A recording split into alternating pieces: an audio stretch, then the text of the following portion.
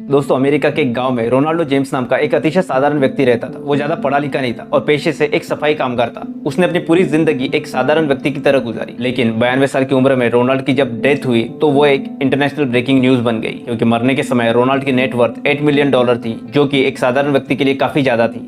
उसने मरने से पहले अपनी एक वसीयत बनाई। उसमें $2 मिलियन अपने सौतेले बच्चे के नाम और बचे हुए $8 मिलियन एक चैरिटी को दे दिए। जो लोग रोनाल्ड को जानते थे वो हैरान थे कि इतना पैसा रोनाल्ड के पास आया कहां से। जब इसका पता लगाया गया तो पता चला ना ही रोनाल्ड को कोई लॉटरी लगी थी, ना ही कोई बापदादा की जायदाद उसे मिली थी। रोनाल्ड जितना कमाता था उसमें से कुछ पैसा सेव करता था, उसे अच्छी कंपनी के स्टॉक्स में इन्वेस्ट करता था और भूल जाता। फिर कई दशकों के बाद कंपाउंडिंग पावर से उसकी छोटी छोटी इन्वेस्टमेंट $8 मिलियन से भी ज्यादा बन गई थी। रोनाल्ड मरने से कुछ महीने पहले और एक व्यक्ति न्यूज में था। उसका नाम था रिचर्ड फुस्कान। रिचर्ड फुस्कान काफी हाईली एजुकेटेड था। वो हार्वर्ड ग्रेजुएट था। रिचर्ड मेरिल लिंच कंपनी में बतौर सीईओ भी काम करता था। उसका करियर काफी सक्सेसफुल था।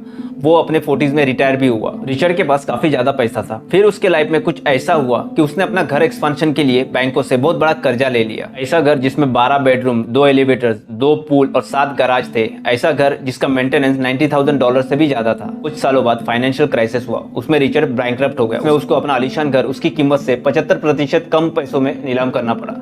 इन दोनों कहानियों से एक चीज सीखने मिलती है, वो ये है कि फाइनेंशियल सक्सेस कोई रॉकेट साइंस नहीं है, वो एक सॉफ्ट स्किल है जिसमें आपको पैसों का कितना नॉलेज है इससे भी ज्यादा इंपॉर्टेंट है कि आपका पैसों के साथ व्यवहार कैसा है। इसी सॉफ्ट स्किल को साइकोलॉजी ऑफ मनी कहते हैं। इसीलिए यदि पैसों के प्रति व्यवहार ठीक नहीं है तो एक हार्वर्ड का ग्रेजुएट भी कंगाल हो सकता है। दोस्तों, आज हम ऑथर मॉर्गन होसेल की book the psychology of money से कुछ ऐसे पॉइंट डिस्कस करेंगे जिससे आपका पैसों की तरफ देखने का नजरिया चेंज हो जाएगा। इस वीडियो के एंड में अपने पर्सनल एक्सपीरियंस से फाइनेंस के कुछ बेसिक टिप्स शेयर करने वाला हूँ। ये नॉलेज हमारे 20s में हमें किसी ने नहीं दिया। मैं नहीं चाहता कि आप इस नॉलेज को मिस करें, इसीलिए इस वीडियो को एंड तक देखना। आपको इस वीडियो से कुछ ना कुछ सीखने जरूर मिलेगा। So without wasting any time, let's get started. Point number 1 है नेवर इनफ। ये पॉइंट डिस्कस करने के लिए ऑथर एक स्टोरी सुनाते।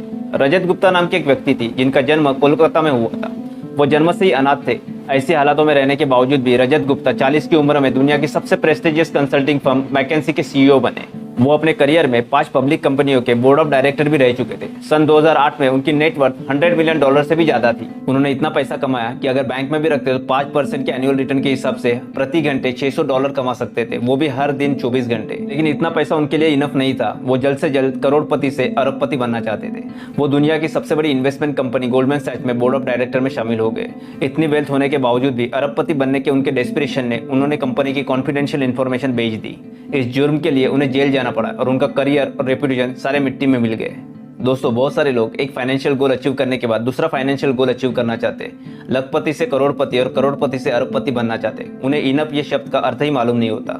ऑथर कहते हैं सबको अपना फाइनेंशियल गोल पोस्ट बनाना चाहिए जिसमें आपकी सारी नीड्स और रीजनेबल वांट्स पूरी हो सके। इसके बाद सब लालच है। इससे आपका पीस ऑफ माइंड खराब हो सकता है। फाइनेंशियल गोल पोस्ट पे आने के बाद रुक जाए। पैसों से ज्यादा इंपॉर्टेंट फैमिली और हैप्पीनेस को दे। बहुत सारे लोग सोशल कंपैरिजन के शिकार है। मेरे दोस्त के पास BMW है तो मुझे भी BMW चाहिए। मेरे दोस्त के पास 4 BHK अपार्टमेंट है तो मुझे भी 4 BHK अपार्टमेंट चाहिए। ऐसी सोच छोड़ के अपना इनफ क्लियर करना काफी जरूरी है। पॉइंट नंबर 2 है कंपाउंडिंग। ये मेरा सबसे फेवरेट टॉपिक है।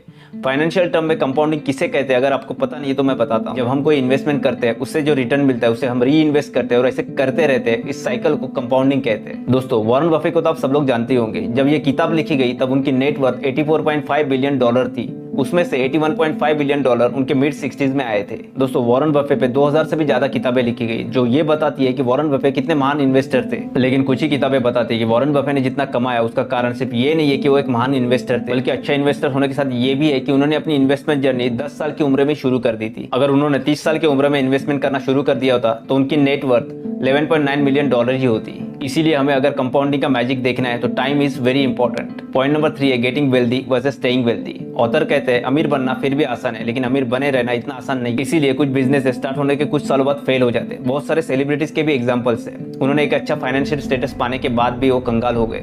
बिजनेस, करियर और इन्वेस्टमेंट, इनमें सफलता पाने के लिए सबसे ज्यादा जरूरी है लंबे समय तक सर्वाइव करना। पैसे कमाने के लिए रिस्क लेने, ऑप्टिमिस्टिक रहने और खुद पे बिलीव करने की आवश्यकता होती है। वहीं दूसरी तरफ अपने पैसों को बचाने के लिए बहुत बड़े जोखिम से बचने और किफायती बनने की आवश्यकता होती है। किफायती होने का मतलब ये नहीं है कि आप गरीब की तरह रहे। इसका मतलब ये है कि आप बिना वजह खर्चा न करें और किसी दिखावे में ना पड़े। पॉइंट नंबर 4 है फ्रीडम। दोस्तों, क्या आपको पता है वेल्थ का सबसे बढ़िया फॉर्म कौन सा है? जब आप सुबह उठो और बोल सको आज मैं जो चाहे वो कर सकता हूँ। मिशिगन यूनिवर्सिटी में एंगस कैम्बल नाम के एक साइकोलॉजिस्ट थे। उन्होंने एक रिसर्च किया ये जानने के लिए कि ऐसी कौन सी चीज है जो लोगों को हैप्पीनेस देती है। अपने रिसर्च के दौरान उन्होंने ये जाना कि यूं तो हर कोई अलग अलग चीजें चाहता है, लेकिन एक चीज जो सबसे कॉमन थी वो थी अपने लाइफ पे अपना पूरा कंट्रोल होना। खुश रहने के लिए आपको आपके लाइफ पे पूरा कंट्रोल होना एक अच्छी सैलरी, बड़ा घर और प्रेस्टिजियस जॉब से भी कहीं ज्यादा इंपॉर्टेंट है। दोस्तों ऐसे और भी बेहतरीन पॉइंट ऑथर ने इस बुक में शॉर्ट स्टोरीज के साथ एक्सप्लेन किए जो कि आपका पैसों के प्रति माइंडसेट चेंज कर सकते हैं। मैं चाहता हूं कि ये बुक आप एक बार जरूर पढ़ें। इस बुक की लिंक मैंने डिस्क्रिप्शन बॉक्स में दे रखी है। दोस्तों अब जानते हैं कि वो कौन से टिप्स है जो मैं आपके साथ शेयर करने वाला हूँ। फर्स्ट टिप्स है मेडिकल इंश्योरेंस। दोस्तों अगर आप जॉब कर रहे हो तो सबसे पहले अपना और अपने फैमिली का मेडिकल इंश्योरेंस करवा लो। अगर आप एक स्टूडेंट हो तो अपने मॉम डैड से बात करो, क्या उन्होंने अपना और अपने फैमिली का मेडिकल इंश्योरेंस करवाया है या नहीं। आजकल की भागदौड़ भरी जिंदगी में मेडिकल इंश्योरेंस का होना काफी जरूरी है, क्योंकि एक मेडिकल इमरजेंसी आपका पूरा सेविंग खाली कर सकती है। और ये बात मैं अपने एक्सपीरियंस से बता रहा हूँ। अगर आपके पास मेडिकल इंश्योरेंस नहीं है तो किसी चीज का वेट मत करो, जल्द से जल्द अपना और अपने फैमिली का मेडिकल इंश्योरेंस करवा लो। सेकेंड टिप है टर्म इंश्योरेंस। दोस्तों अगर आप आपके फैमिली के अर्निंग मेंबर हो तो आपके पास टर्म इंश्योरेंस होना ही चाहिए। भगवान ना करे अगर आपको कुछ हो जाता है तो इस टर्म इंश्योरेंस के कारण आपकी फैमिली सिक्योर हो जाएगी। थर्ड टिप है इन्वेस्टमेंट। अगर आपने मेडिकल इंश्योरेंस और टर्म इंश्योरेंस ले लिया है तो अभी आप इन्वेस्टमेंट स्टार्ट कर सकते हो। अगर आप बिगिनर हो तो आप म्यूचुअल फंड से स्टार्ट कर सकते हो। अगर आप ऑलरेडी म्यूचुअल फंड में इन्वेस्ट कर रहे हो तो आप शेयर मार्केट में इन्वेस्ट करना स्टार्ट कर सकते हो। इसके लिए आपको थोड़ा शेयर मार्केट का नॉलेज लेना पड़ेगा। मैं पर्सनली राज कंपनीज के शेयर्स में इन्वेस्ट करता हूँ। आप आपके रिसर्च के हिसाब से इन्वेस्टमेंट कर सकते हो। दोस्तों मैं कोई फाइनेंशियल एक्सपर्ट नहीं हूँ, लेकिन ये सारी चीजें मैंने अपने एक्सपीरियंस से सीखी है, तो सोचा कि आपके साथ भी शेयर करूँ।